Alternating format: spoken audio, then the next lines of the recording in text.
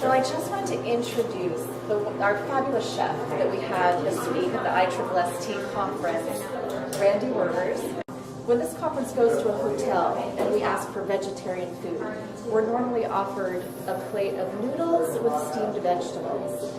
But Chef Randy totally heard us when we said we wanted variety, we needed to please vegans, and he knocked it out of the park. He gave us lemon, sunflower pesto, and we had grilled avocado with quinoa, and so many fabulous things. That was an endeavor we started in like 13 years, and each year we take over another bed on the walkway, try something else in those gardens. It's been real fun. So we kind of just threw them in there and then told them what we did. So really not much they could do about it. And then once it got out that we had them, then it was like, oh my God. So then I was like, oh, great idea. Yeah. So it started out as like real sneaky. Nobody knew we had them.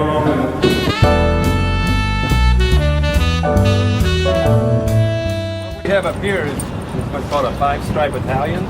That's the beef. Next week we're getting a different breed. It's a Russian breed. When they get too large for their home, they will generate their own queen. So the queen is driven by what's being fed to the larvae. So they feed this larvae, it's called royal jelly. So if they feed that little larvae royal jelly all the way through, that will be becoming food. Then what will happen then is once the queen is born, half the hive will leave. They'll go find another home. It's just too crowded for them. Well, last year I had one went inside my nose. Ouch! And that was the deciding factor with the headgear. My face just... Yeah, for the first couple of years we didn't wear any gear at all. There was no fear at all. None. Because they're not aggressive, really. They're not at all.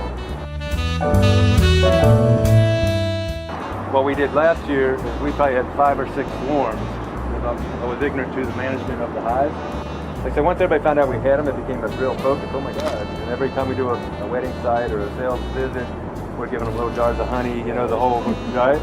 So then it became, we need more honey, we need more honey. And I succumbed to the politics of that and took too much out. So we did not leave them enough of their honey. So they feed off the honey through the winter.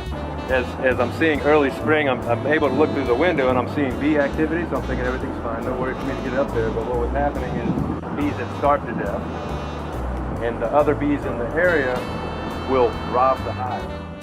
So the bee activity I was seeing in the hive, thinking everything's good, was actually robber bees from another hive somewhere else.